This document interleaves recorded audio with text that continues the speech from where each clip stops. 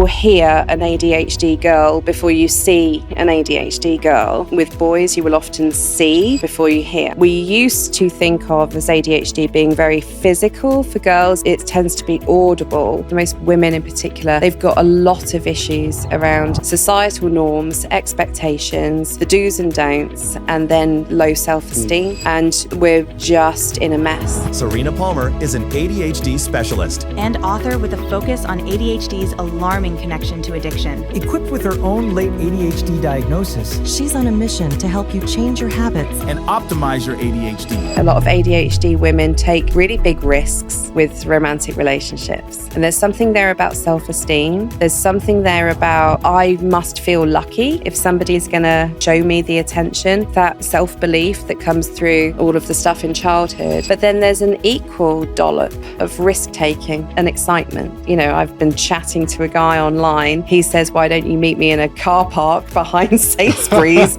at 10 o'clock? Why would a rational human being do that? Quick one before I get distracted. I just wanted to say a very brief thank you to all of my listeners. Thank you for tuning in and thank you for subscribing and following the podcast. It really, really helps. At ADHD Chatter, my mission is to ask the world-leading experts the hard questions to give you access to the most pioneering advice the world has to offer, and with an aim to help you feel seen. Following and subscribing helps me on my mission to book these incredibly insightful guests and to give you these incredibly insightful interviews. Remember, you're not broken, just different, and you have always been enough. Serena, thank you so much for joining us. Hi, Alex. Thank you. I'm delighted to be here. Absolute pleasure to have you. Honestly, like ADHD and addiction, something that is hugely personal to me. Being an all or nothing person, it affects me in interesting ways. If I want to start a diet, I will eat everything in my flat that night. But I'll leave one cream egg, which gives me an excuse to carry on my eating the next day. Or with alcohol. Like once I have one drink, I can't stop. Yeah. I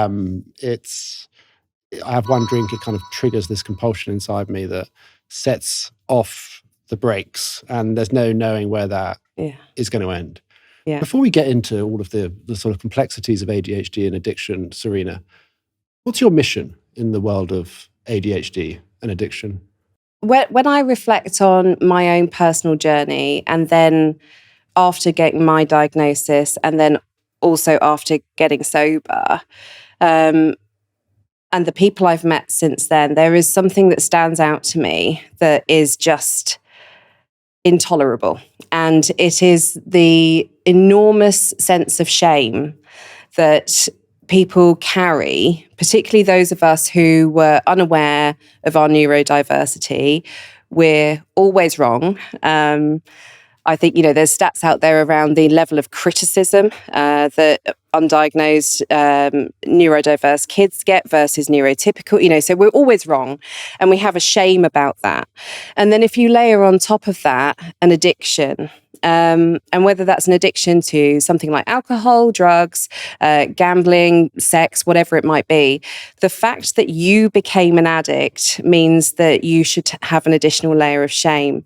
And what I know to be true is that shame kills people. Shame kills people, no question. Shame will be the reason why somebody doesn't ask for help.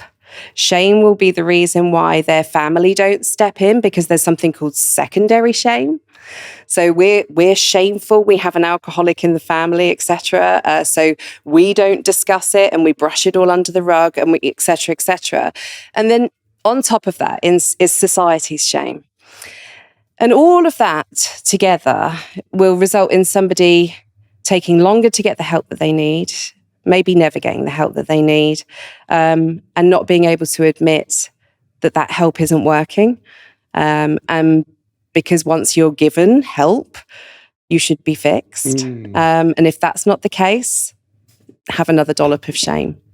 And I can't stand it, because it's such an ignorance. And I particularly find it around alcoholism. I talk publicly about that a lot. I hear a lot of preconceived ideas about what an alcoholic is. or isn't. And none of which are true, accurate, or helpful. And I don't think in the UK we have come to terms with how alcohol is interwoven in our lives. You're expected to drink if it's a birthday, wedding, etc., but not too much, or don't drink like that. And then if you have a problem, let's all remember that alcohol is an addictive substance. Then you should be ashamed of that. It's nuts. So I guess that was a long answer, but for me, the two things go hand in hand so clearly. Undiagnosed ADHD leaves you vulnerable to self-medicating. And you don't always know that that's what you're doing. In fact, I would probably hazard a guess. It never starts with the conscious thought of, I'm now going to self-medicate. It's seeking to relieve yourself from overwhelm, pain, etc. So the more I talk about it, the more the conversation is had, the education grows.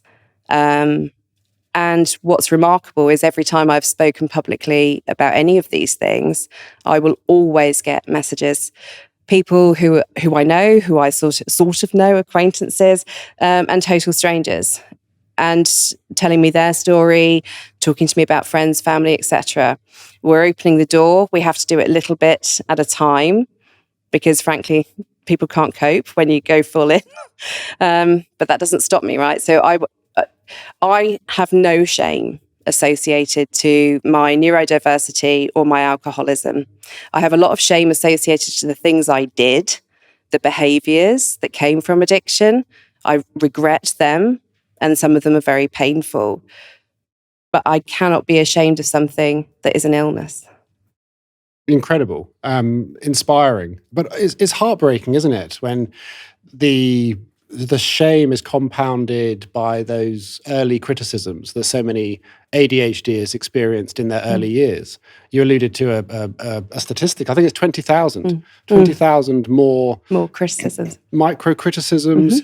Stop fidgeting. Yeah. Why can't you just do that? Stop being lazy. Stop being so sensitive. Yeah. All of these little tiny comments that might not seem like much individually, but if you add them all up and compound them over a childhood, they create this adult that is so full of shame. And then you add on top of that a desire to seek dopamine in perhaps unhealthy ways, and a type of brain that has an inability to stop. Yeah. And it's a boiling pot of tragedy.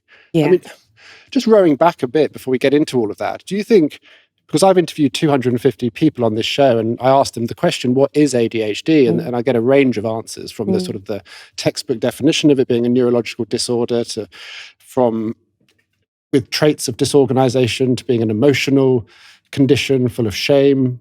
How would you characterize ADHD? I would say I characterize ADHD as hypersensory, extremely engaged brains who are seeking constantly answers to millions of questions. And if ADHD on a good day, I don't think I could be more interested in anything than I am when I'm me on a good day. You could show me any topic and I will want to know absolutely everything. It's this innate curiosity, but it's also a hypersensitive. So we're able to perceive the world in a way that neurotypicals don't. But we live in a world that's built by neurotypical people, and there comes the pain. So that to me is how I would summarize it. My daughter is also an ADHDer, but she has her traits, her most dominant ADHD traits are very different to mine. So we present differently, but where we come together, and I work with a lot of neurodiverse leaders in a coaching capacity. I think one of the most sort of common areas is an awareness of many more things that they need to be thinking about, that their brain wants to think about, but no capacity to do it.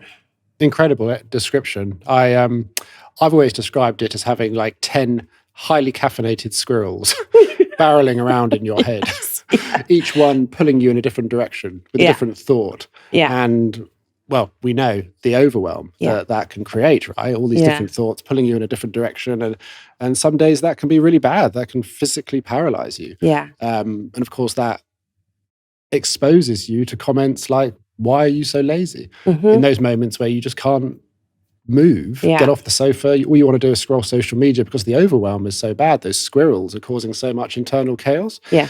If you were to imagine the typical ADHD girl, how would you see ADHD manifesting typically in a female? Yeah.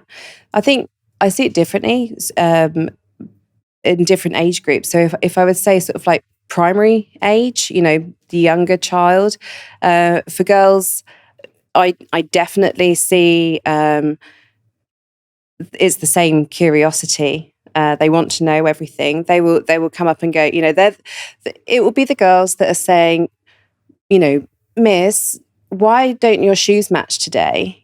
Because they've noticed, and then the teacher's mortified. They've put 2 odd shoes, that it will be that girl. They want conversation mostly, so they're chatty, they are very talkative. And then the flip side of that is zoning out and daydreaming. Whereas I think what we used to think of as ADHD being very physical, for girls, it tends to be audible. So it's difficult, right? It shows up and there's different types of ADHD, but when really generalizing, I think you will hear an ADHD girl before you see an ADHD girl. And I think boys are different. So I think with boys, you will often see before you hear. Yeah, totally. I mean, I think you hit the nail on the head. I think with boys and girls, it's almost like you have this internal critic constantly playing out inside your head that you're about to let someone down. Yeah. Whatever you're doing. Yeah. And that you're not trying hard enough, or any attempt you have to relax or have some downtime is you falling behind, and that won't be tolerated. And I mean, it's I think exhausting. Yeah. is a word that sort of summarizes the ADHD experience. Do you think with a diagnosis, men and women, it gives you an understanding of yourself, of oneself, that can help you defend against addictions? Yes, but it has to be early. And I think, so, addiction's curious because I don't know how we will ever get to who are people born addicts? Are people born alcoholics is a question that some research has been done. But how do we get the answer? Because when do you start, if you had 2 babies born on the same day, then you've got to, how do you ever map it through? But what we do know is that you can have a predisposition to addiction. So if we then compare that to an ADHD brain, what we know to be true and is the science. And this is what I will say to any newly diagnosed ADHD client who's working with me on, oh my God, I've just had this diagnosis. The first place I will send anybody to go is in their own way, research the hell out of it from a science medical standpoint. So whether that is TikTok videos, I don't care. If it's Instagram, or if you're going to read a white paper written by, a university professor, whatever floats your boat, however you want to find out about the maths, the science, the medical perspective. Because when you know that we have interrupted and less access to dopamine and serotonin chemically, then you look at your brain in a different light. So we seek those chemicals because they are mood enhancers and regulators. They bring us happiness and joy. They feel good, right? They're the feel-good chemicals. And so we use them to be a functioning, happy, content human being. And if our brains are inefficiently accessing those chemicals, or accessing them in huge volumes at strange times, then we're likely to seek out things that can do that for us. I guess we have a lower baseline level of dopamine. Yeah. So we're more drawn towards things that give us a hit of dopamine. And for many people, we get to a certain age and we realize that might be alcohol or other other stimulants. But before we discover alcohol, I remember when I was a kid, I used to play computer games all the time. And I look back and I was almost addicted to computer games. And I wonder if that was an early sign of what might come later on. Do you have any experience with early signs of addiction in kids? Yeah. So for me, partly through the environmental factors again. So this is where it's hard to know, right? I grew up, my mum was extraordinarily health conscious and still is. And she has a very strict diet, and sweets, crisps, biscuits was banned from the house, right? So that my first access to that would have been at other people's houses, kids' parties, that sort of thing. And I have very vivid memories of going to extraordinarily big lengths to get hold of all of the sweets and all of the chocolate. Sugar, again, we know now how addictive sugar is, but sugar showed up for me really early. I couldn't have one. I could never. In fact, the thought of having one biscuit would have been such a joke that it's hilarious. Why would anyone in their right mind have one biscuit if you could have all of them? And I would steal them. I'd steal sweets and chocolate from other people's houses. I'd do that at my grandparents' house. That there was all sorts of sneaky kind of behavior like that and hiding things. So that's going quite early back because it made me feel good, but also it had the added part to that where it was banned. So it was risky behavior, and just risky behavior is addictive, not necessarily substance, Yeah. This might be a controversial question. Are there good addictions versus bad addictions? So it's a controversial question because it's sort of playing, I guess, with the word addiction. So I think where I would start on that. So if we look at what is the definition of an addiction? So an addiction is a chronic brain disorder, which results in compulsions, uncontrollable compulsions that have a negative impact on your life. So it's basically being under control of something you no longer have power over, that it controls you to act and do and behave in such a way that is having a negative consequence on your life. So if we take the definition as it is and then think, can you have a good addiction? I guess the answer is no, right? Because it can't be good if it's having a negative impact. But we can have good compulsions, we can have good obsessions, we can have good habits, all of those types of things. And I think it's just, with language, people say, oh my God, I'm so addicted to Married at First Sight. I just thought of that because we mentioned earlier, I'm so addicted to it, but you're not, because you're only accessing it when it's broadcast, or maybe you're watching it, back to back, whatever. But it's not having a negative impact on your life in a destructive way. And actually there are controls around it.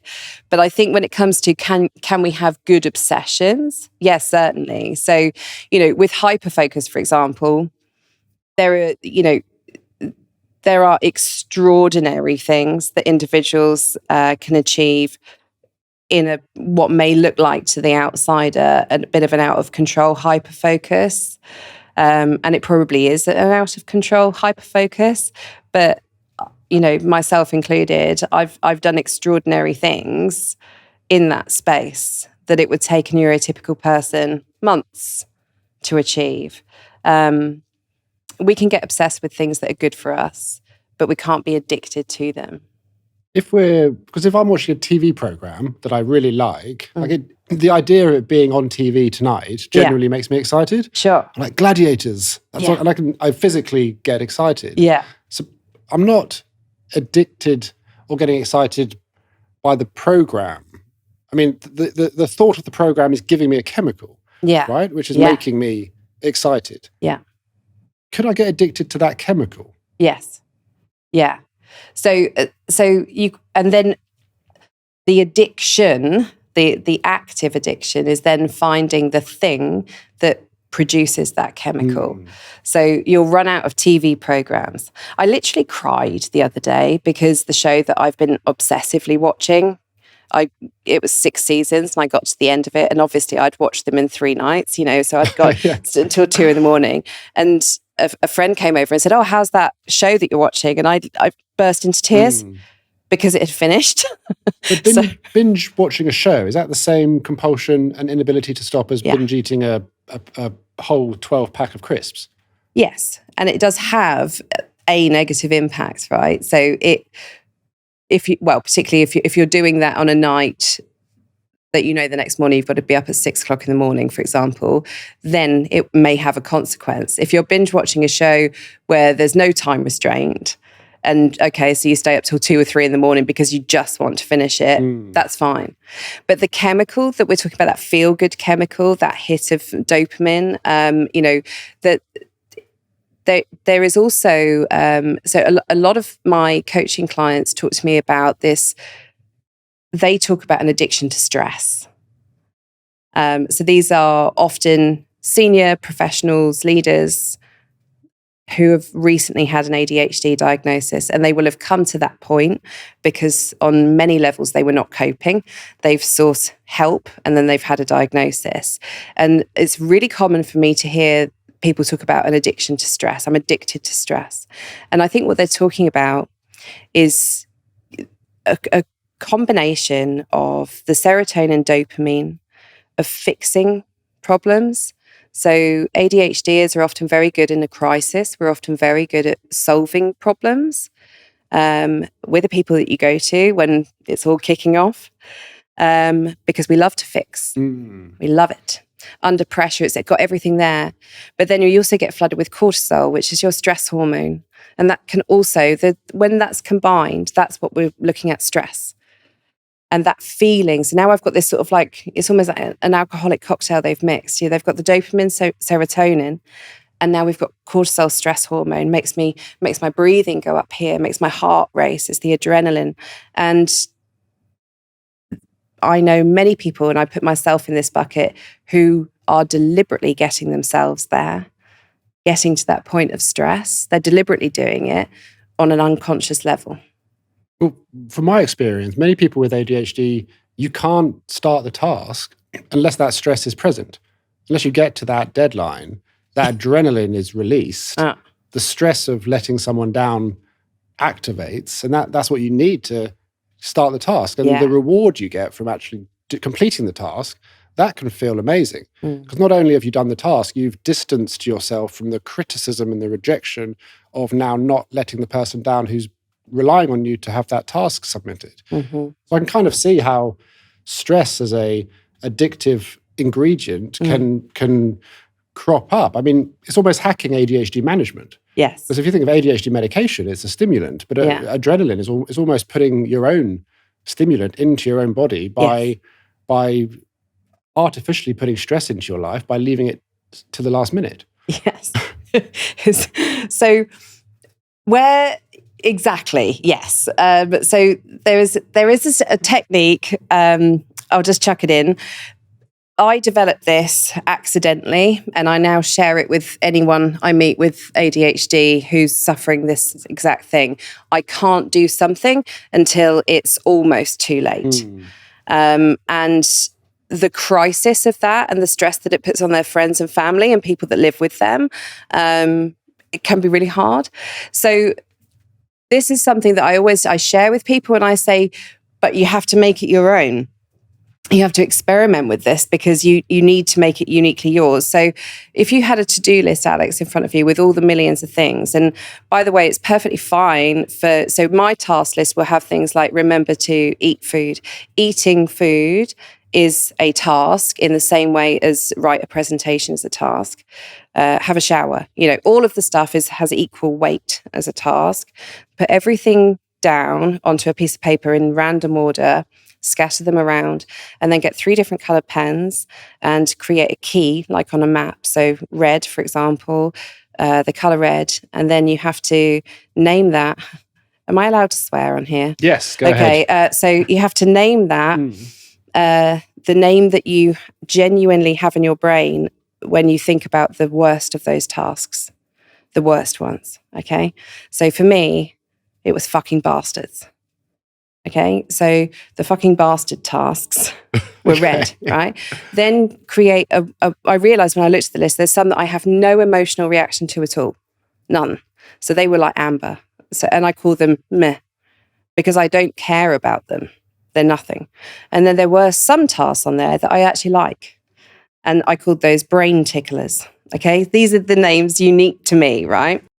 But basically, what we're doing is associating an emotion to the task, right? So that we don't always have to get to the, oh my God, I'm going to have to work all night and my family are going to hate me just to write a presentation or whatever the thing is.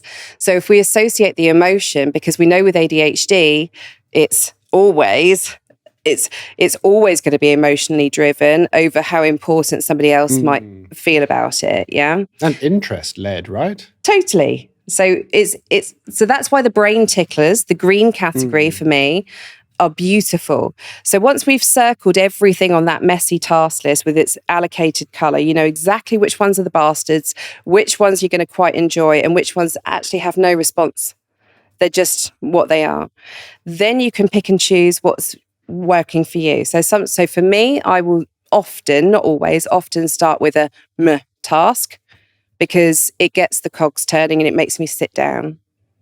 And if I sit down and I've done one thing, I get a small uplift in dopamine and I reward myself now with a brain tickler task. So it's a little hack to get over the procrastination hump.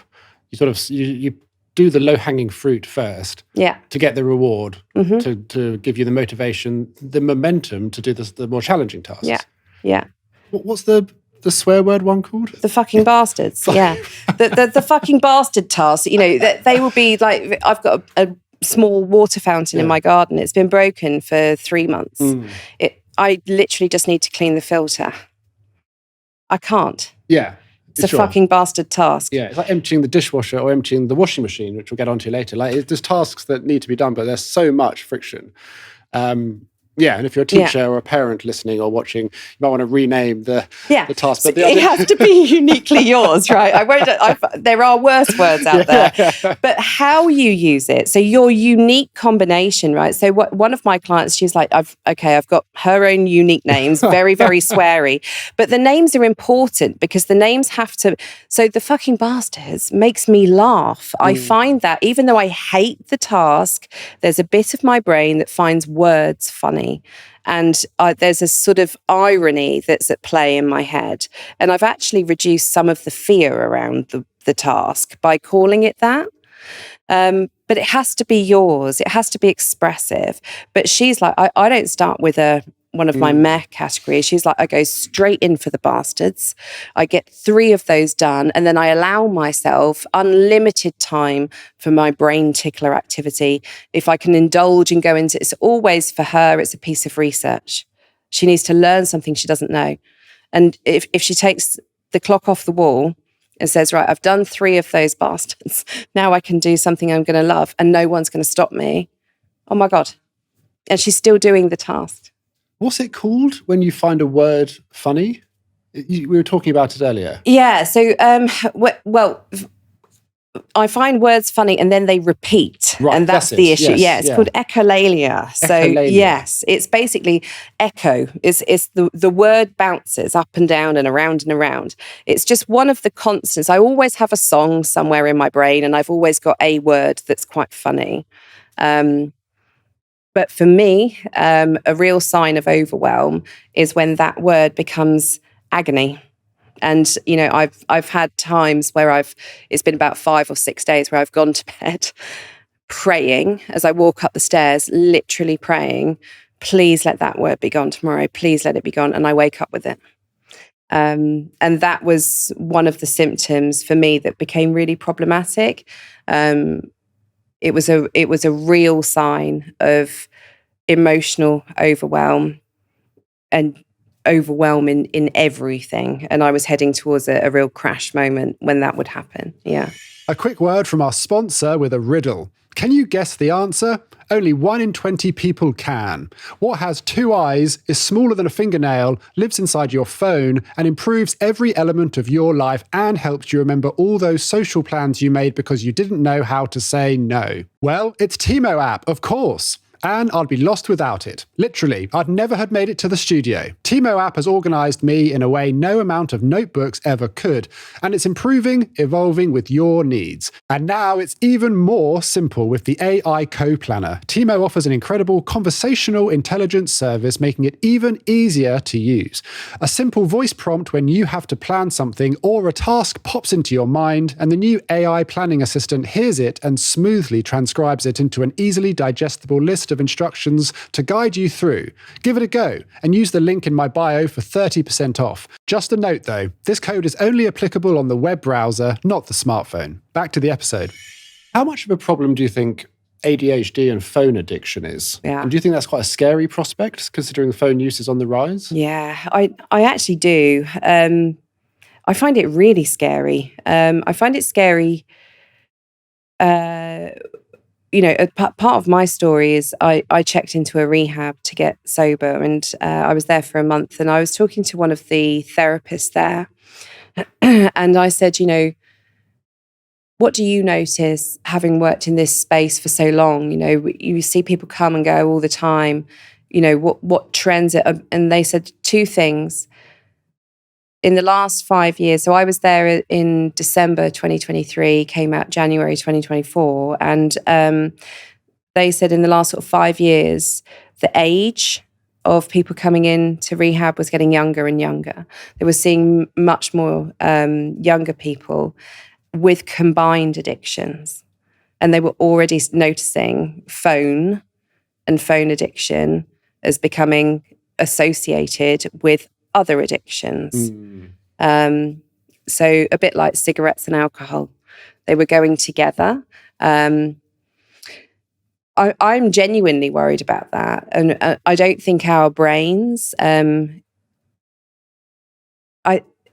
So there's always a paradox with ADHD. You mentioned earlier that when in your overwhelm, you lie horizontal and scroll on your phone. That doom scrolling. So it's almost like overwhelm me with noise, pictures, but also more things to be interested in. It's more like a distraction. Yeah. It's not adding more. It's distracting me from that monologue inside my head that is just getting so frustrated and almost full of self-loathing. Yeah. Because I can't start the list of tasks that I know I need to do. Yeah. And rather than kind of sit in that feeling of hatred, self-hatred and feeling useless, I distract myself by an easy dopamine source, which is a video of a cat falling down, someone falling down a staircase or something on social media, like Instagram, doom scrolling. Yeah. So for me, it's more of a distraction. Yeah. Yeah. But it's interesting. I guess when I think about neurotypical people listening to that, they would say if you're so overwhelmed, if the noise in your head and you can't get started, you should be lying quietly, So and it's that paradox that we can't be quiet. We find that hard. I wish I could lie down and be quiet. Yes, You have to have something to mute the chatter inside your head. That's why I call the podcast ADHD chatter. Yeah, right. We look like we're doing nothing sometimes, but the chaos. The horrible things we say to ourselves. Yeah. I say stuff in my head that I wouldn't say to my worst enemy. Yeah. And unless I have a source of distraction, i.e. that doom scrolling on Instagram, I just attack myself inside my head. So for me, it's very much a distraction when I'm on the social media. Yeah. Yeah, totally. And I do exactly the same. But it is the paradox of we seek, restlessness seeks peace. We struggle with peace. What do you think the most common addiction is in ADHD women and ADHD men? Yeah, I definitely, with women, I would 100% say is alcohol. So if we look at how we've behaved in society over the last, probably, 20 years or so, I guess maybe... I don't know the last time, Alex, you tried to buy a birthday card from an online birthday card company. No, I go to the supermarket at the last minute. That's not even I do. Supermarkets tend to be better because they know that they've got to provide for every eventual possible. So they tend to be kind of bland. But if you go onto an online card company and do the search criteria, woman over 30, maybe it's the 30th, 40th birthday, try and find one that doesn't have Prosecco on the front or gin o'clock or mummy's medicine, all of this kind of stuff. So this whole culture that has been surrounding women with alcohol is playing a part. And I think ADHD women, we're seeking exactly the same relief. We don't know why we're so overwhelmed, and we struggle to be ourselves. And alcohol in society is pitched at us. Whether, it could be, like I said, mummies, it's mummy's special time, gin o'clock, all of this kind of narrative. I definitely see that playing out.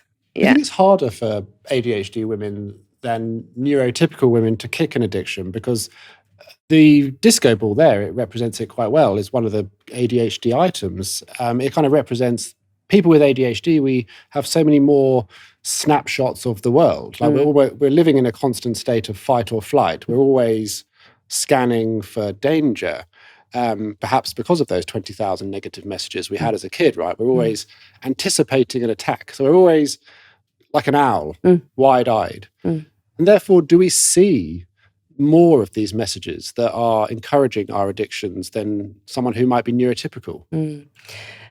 I would expect so. I think because we have such heightened sensory responses.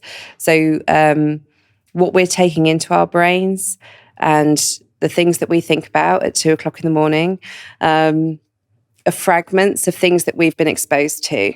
And I think for an ADHD brain, we are seeking to normalize all the time. So I remember being a young teenager, maybe about 14 or 15, and a big row with my mum and saying, I don't know the rules. And she was like, what do you mean that you don't know the rules? And I can't remember what the specific thing was. And I was like, but as soon as I said, I don't know the rules, I remember this enormous, overwhelming feeling of like, I don't know the rules to anything. I don't know what the rules are for anything. So I seek to normalize and I mimic and I mask.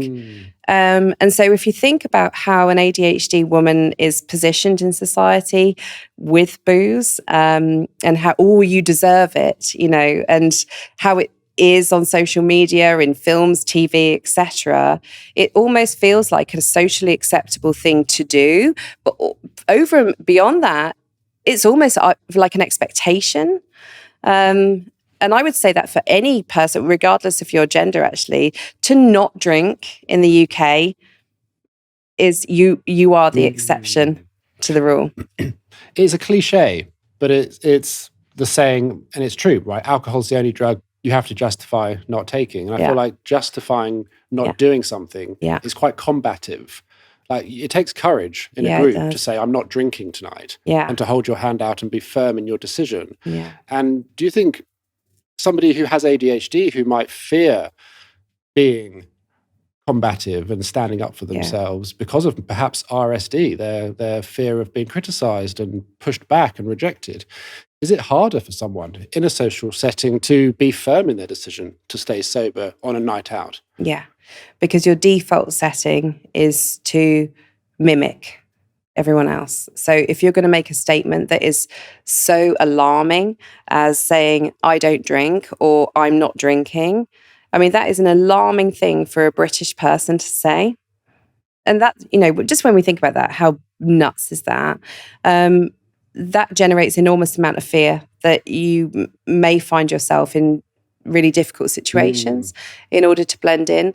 The other thing is how frequently people say, have a drink.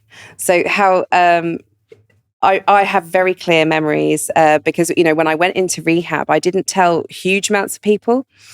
I didn't know how or what or why. I had no words. But, so there was a few friends who'd noticed that I'd sort of disappeared. And I got, a message from one, and I thought, maybe I'll just say, I'll say something like, I'm not doing so well, I've gone away for a break or something like that. And their response, and this is no blame associated to them, but their immediate response was, oh dear, sounds like you're having a tough time. You need a drink. And the irony of reading that, sitting in a rehab full of alcoholics and thinking, how I've probably agonized over structuring that text for a long time. And the answer was have a drink. That is it. It's how we're operating. So when you already feel different, to make yourself different in those situations is an extra layer of complexity. I would say the flip side of that, though, Alex, and certainly what I've experienced is when I realized how crazy the situation is to tell people that you're an alcoholic and you're in recovery and you're sober. When I realized that just made no sense at all, my decision to speak about it and write about it wasn't me sitting there thinking. In fact, there was no thought, Alex. The truth of it was, I was compelled. It was just not. It wasn't even a choice. I was like, well, the first thing I'm going to be doing now is just, and I found myself doing it. And I think that if I focus on why that is, that's because I am a reactive person to something. When I can see a truth, I will follow the truth. And it's not even, and it's also a risky behavior. And I've been speaking openly for the last sort of 18 months about my journey. And I've had a lot of situations that have felt really, really risky. I got sober, I got single, I set up my own business straight. Of course I did. Why? Of course I had to do all of these things. And then I told everyone I was an alcoholic. That was a risk. And one that I wrestle with, at 2:00 in the morning. Why have you done this? My business is about me, my reputation, and you've told everybody that you're an alcoholic. Well, the truth of it is, it's a truth and a compulsion, but it's also a risky behavior. And I realized that. Congratulations, by the way. It's a huge, huge step and a massive achievement. Thanks. Thank you. Yeah, I think it's by far the single biggest thing that anyone can ever accomplish in life. Sobriety needs celebrating. Yeah. Do you think even if you're sober, I feel like people with ADHD, we're attracted to other people that are similar to us. Yeah. It's almost like a defense mechanism. Because if we gravitate towards people that are similar to us, remind us of ourselves, have similar traits, they're less likely to reject us. So it almost feels safer to sort of find your tribe and to gravitate towards something that is similar to you. But if we see a higher rate of addiction within the ADHD community than the neurotypical community, does an ADHD woman, an ADHD man, if they find romance in another ADHD person who also might be an addict, does that put them at risk of entering a relationship that might be very toxic? Yes. And it's really interesting because I think we assimilate to people like us on things that we can't see or hear either. So ADHD is, we all have energy, we talked about this earlier, when we were chatting.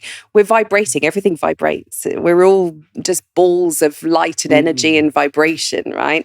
And there is a sensory element to an ADHD brain that is picking up on those things. So quite often we're gravitating towards somebody because there's something unspoken or unsaid. It's an energy. And I think there is allyship there. And there's safety. There's also a freedom. There's a freedom that I can be me and you can be you because we're both being us together. So if there's two of us being different or weird or loud or whatever we're doing, then you can't pick on us. There's two of us, and it allows us to be ourselves. The flip side of that is the risk-taking and the risk-seeking behavior. If that's the thing that you're vibrating together on and you've got a substance use in there, then the chances of you both being able to overcome that get really, really slim together.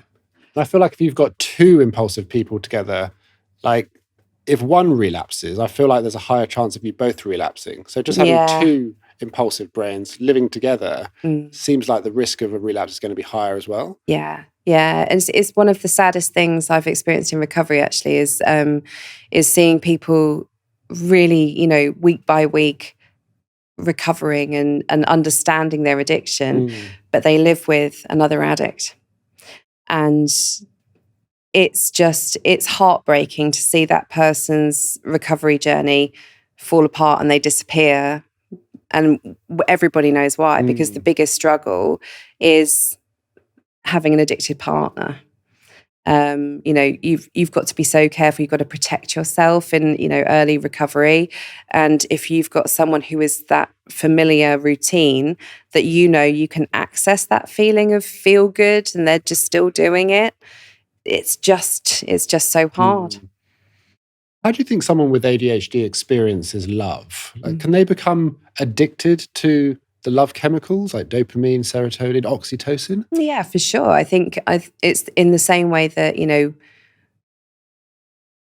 because our access to those things is interrupted and less than, we seek it more. And so I think it's fairly common to fall in love really hard as an ADHDer, and then to expect that sort of honeymoon phase of a relationship to last forever, and seek it. I'm laughing. I think everyone listening will be like, "Oh, damn, that's relatable." I think that our expectations are wild, and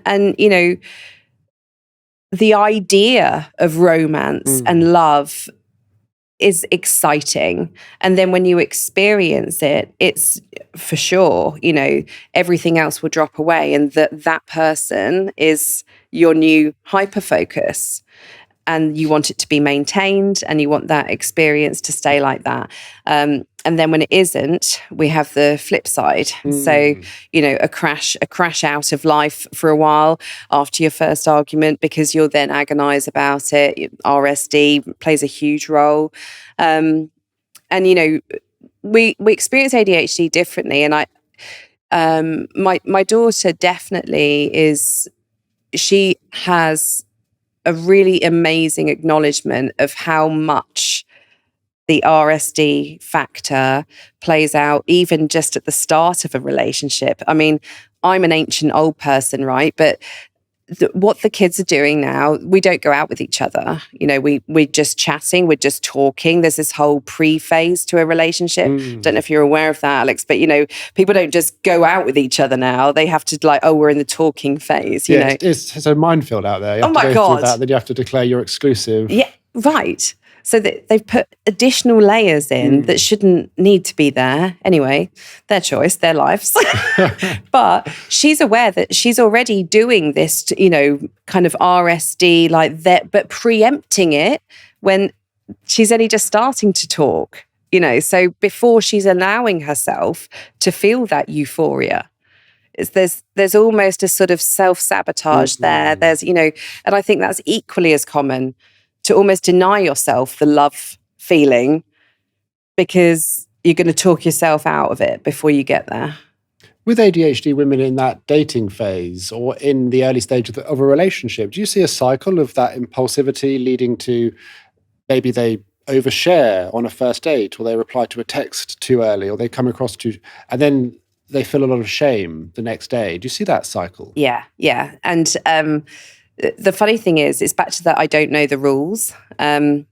So I would say that's like a really common, if that was a theme tune, if that was a song that's playing all the time in the back of my head, I don't know the rules to anything. And so the constant assurance that you give yourself is whatever attempt at the rules, you'll be wrong. So we cover all bases. So we say too much, we do too much. Then we'll kick ourselves for it. But I've also, I have definitely seen a lot of ADHD women take really big risks with romantic relationships. And there's something there about self-esteem. There's something there about, I must feel lucky if somebody's going to show me the attention. It's that self-belief that comes through all of the stuff in childhood. But then there's an equal dollop of risk-taking and excitement. So, I've been chatting to a guy online. He says, why don't you meet me in a car park behind Sainsbury's at 10 o'clock? And, and she's like, so I'm just choosing what to wear, and you're like, okay. What's happening in the car park? That's the place that she's going to meet this guy that she's met online, So why would a rational human being do that and, take a big risk because it's exciting? And then if you layer it with issues around self-esteem, what I deserve, why I always mess things up, why, and then we go back to self-belief statements, oh, you're too much. The feedback I had all my life is you're all or nothing, Serena, high or low. There's nothing in the middle. So I'd be trying to be a middle person. And that's the saddest thing. And then you find out that they're speaking to two other people and they ghost you. And you never get closure. Yeah. It's horrible out there. Yeah. I think for most people who've come to an ADHD diagnosis, for most women in particular, they've got a lot of issues around societal norms, expectations, the do's and don'ts, and then low self-esteem. And we're just in a mess.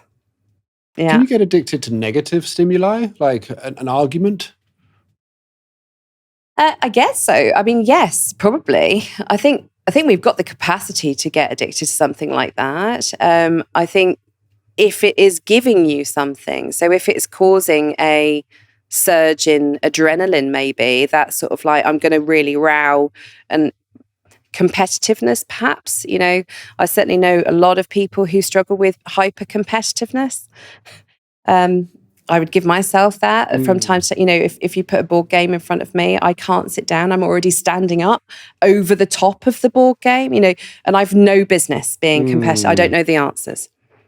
I don't know, maybe OCD is going to get intertwined here a little bit. But when I say, can you be addicted to sort of confronting your partner or starting an argument? Like if you're riddled with a suspicion that your boyfriend is you're catastrophizing, he's having an affair, he's cheating on you, and you just can't stop thinking about that. And you spiral about it, and you want nothing more than to confront him over your suspicions. But deep down that every time you confront him, it kind of chips away at the strength of the relationship.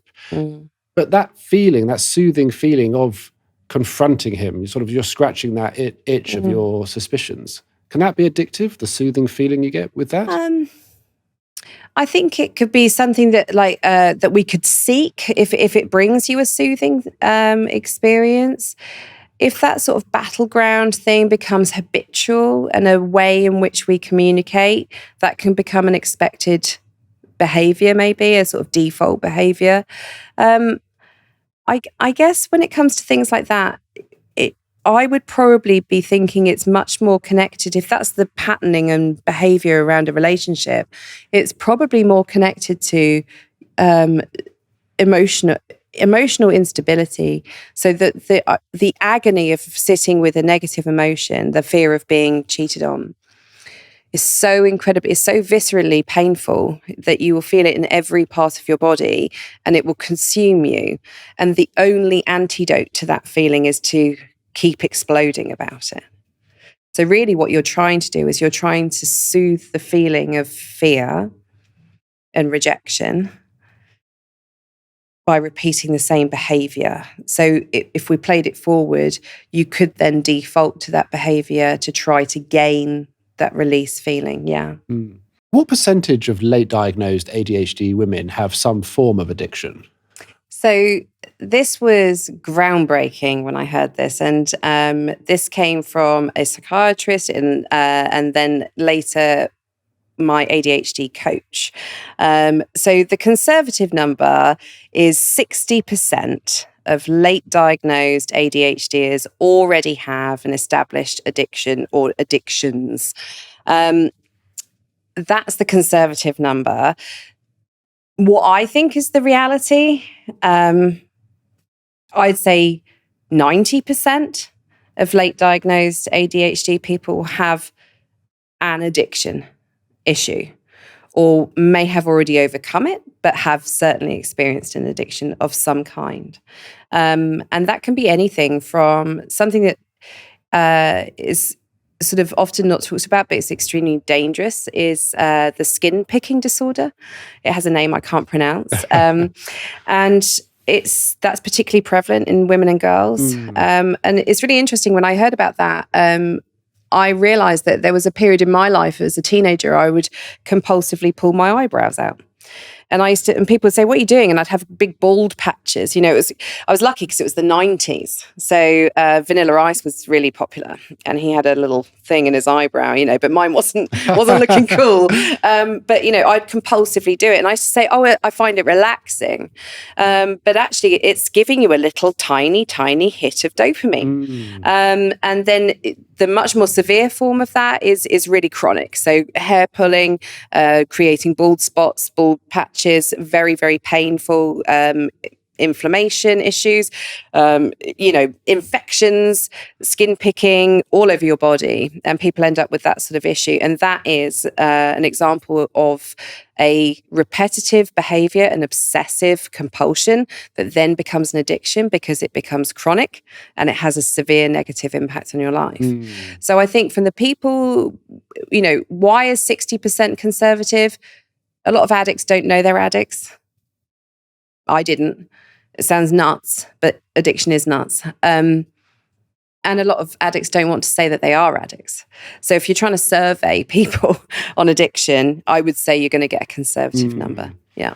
So interesting. And if someone relates to that, they're trying to kick an addiction, what are some common stumbling blocks that people find themselves tripping up over if they're trying to go cold turkey? So the first thing is they're trying to stop the negative consequence of that behavior, and not addressing the reason for the behavior.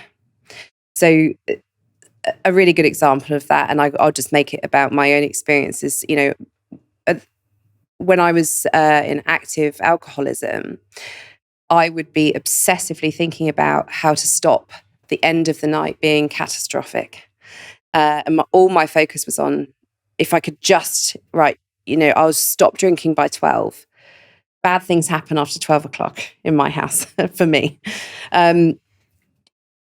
All of my energy, hiding my phone from myself, it was all focused around controlling the behavior and never realizing that it was the first drink that was the problem, because I cannot ever have one drink. And I know that to be true. And I also cannot ever drink safely.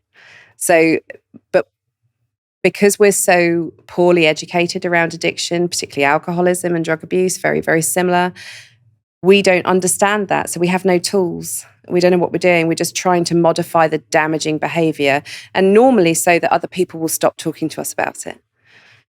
That's often the reason behind it. And the issue, of course, is not the behavior. The behavior is a symptom of what's causing that. So if emotional dysregulation is the issue, if high chronic anxiety is the issue, that's what needs addressing. Someone with AuDHD, the dual diagnosis of ADHD and autism, someone who might rely on repetitive behaviors, how do they know when the repetitive behaviors stop and the addictions start? So it's around the level of control, I would say. So if there is an inability to, in any situation, to modify, if there's an inability to modify your behavior, you have lost control, and you are doing something against your own will, I think you've crossed into an addiction. That's the interesting thing. I can certainly say that there are many people I know in recovery who talk about, I was taking drugs or I was drinking against my own will. So, for me, when it comes to sort of trying to describe that to someone who's never experienced that before, is I talk about having two brains. I have an addict brain that's always going to be there. And the against my will is a conflict between the addict brain and you. And it's just a case of who's going to win.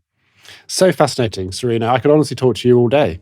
I want to draw attention to your ADHD item, which is patiently waiting underneath that cloth on the table. Every week, a guest brings in an item that most represents ADHD. I'm going to reveal yours now. Okay. That is a very big doll's house that I got delivered to the studio today. I didn't realize it came in about 1 billion pieces. So I haven't had the hyperfocus to put it together. But I bet you do at 3:00 in the morning. I'll send you a picture of it tomorrow morning. Done it. Perfectly finished. Yes. But for now, it's a picture on the box because that's all I had the focus for. That's right. Yeah. Why does a doll's house represent ADHD?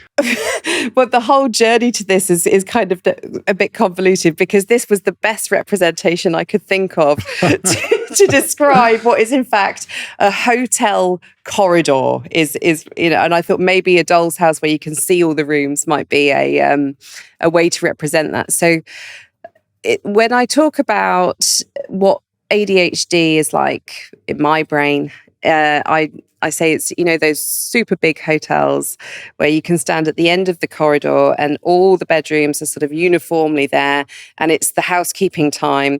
So all the doors are open and the TVs are on in each room and every single television is playing a completely different program on a different topic at different volumes. That's what my analogy of an ADHD brain is. And it became a shortcut way for me to describe how I was heading towards trouble, overwhelm. So I would say things to my partner at the time, like, the tellies are really, really loud. Or sometimes I would say things like, all the channels are on the news, like the bad stuff. And it's loud and it's bad. And, that became like a shortcut way for me to try to describe the ADHD brain. So there we go. So that took us to a doll's house that you couldn't build. Yeah. But I have no doubt you will on a random day. Yeah. That was a brilliant analogy. Really, really good. Hotel corridors are weird, aren't they? Do you find that it feels like you're running faster when you're in a hotel corridor? Yeah. You could sprint down to the lift and you just zoom down the corridor. Always. Yeah. Just don't look left and right through all the open doors and all the TVs. Exactly. Yeah, exactly. Fantastic, Serena. I want to do the ADHD agony aunt section, which is called the washing machine of woes. It's called the washing machine of woes because my ADHD item is a washing machine because I always leave my laundry in the machine after the cycle. And I ask everyone, do you relate to that? So I would say that there are times when I do, but because I have a 21-year-old daughter who lives in my house who does that all the time, I've become hypervigilant about that not happening. So I would say I've passed it on to her, and now I complain about it to her. That's what I need, a child. Yeah, I'm asking all my guests. I feel like I'm the only one who does it. Maybe it's not an ADHD thing. Maybe it's just me. But I'm getting better because I use the Tiimo app now. It does remind me. This week, Serena, in the washing machine of woes, somebody has written in and asked, my friend is killing herself with alcohol. She has ADHD. How can I bring this topic up with her when she clearly does not have any interest in stopping, even though it is affecting her and her children's lives? This would probably be the best advice I could give on that situation. I truly believe it takes an addict to help an addict. And I think it takes an ADHDer to help an ADHDer. So that has been true for me in both scenarios. I'm an executive coach. I've had executive coaches for years. They've been awesome. But my life changed when I met an ADHD coach because finally the conversation changed. The same thing with addiction.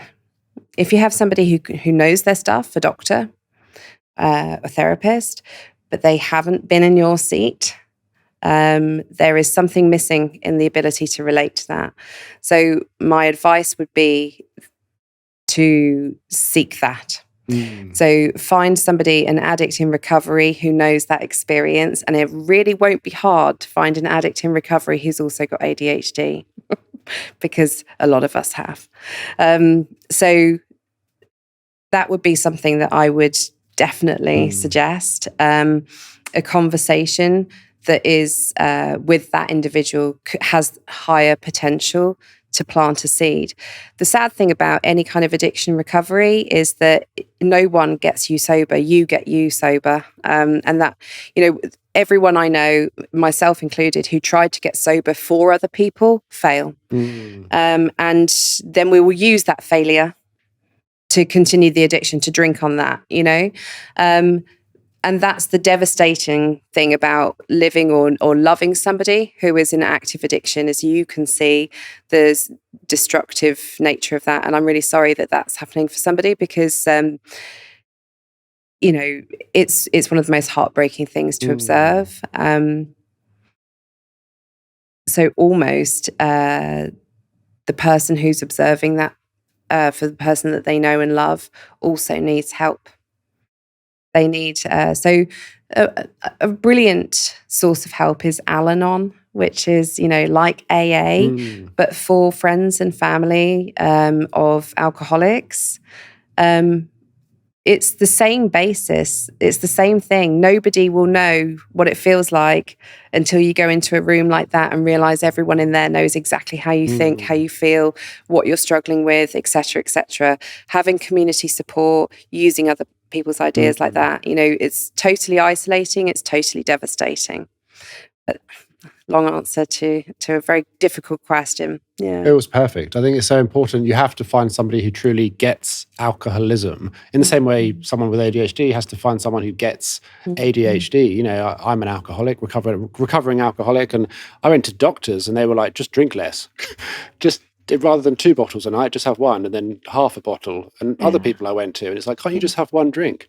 And that advice makes you feel even worse, because it just perpetuates that feeling like there's something wrong with you. But finding people that truly get it, you have to have that relatability and that connection to have empathy and to understand what they're going through. Yeah. It becomes like a shortcut conversation. So, I've got wonderful friends, supportive people in my life who are not alcoholics, but want to talk about it, want to be helpful, want to be supportive. And it takes a lot of energy sometimes to deliver that, because you have to start from the beginning. Whereas in a room full of recovering alcoholics, you don't have to start, you just start from now, and you give no context because it's unsaid, it's unspoken. So, it's a really great gift. And I think it's less utilized than it should be, things like Al-Anon and support for friends and family, because knowing how to cope with that and having people experience the same is just as important. Alcoholism and addiction doesn't just affect the addict. It's a disease that infects all the family. Gosh, yeah, no, so true. Again, Serena, I could talk to you for hours. This is absolutely fascinating. Thank you so much. Thank you. Just finally, been a pleasure. I want to deliver you a letter that was written by the previous guest, where they wrote their 3 rules to live by. Okay. To the next guest. 3 rules to live by. Find the context where your strengths can shine. Number 2, the only way to expand your comfort zone is to step outside it repeatedly. 100%. I think I do that without noticing and then have the fear later. And number 3, take the time to identify and address the root causes of difficulties rather than reaching for meds. Right? I'll take all 3 of those. Thank you. All brilliant. And once again, Serena, thank you so much. Thank you. Thanks, Alex.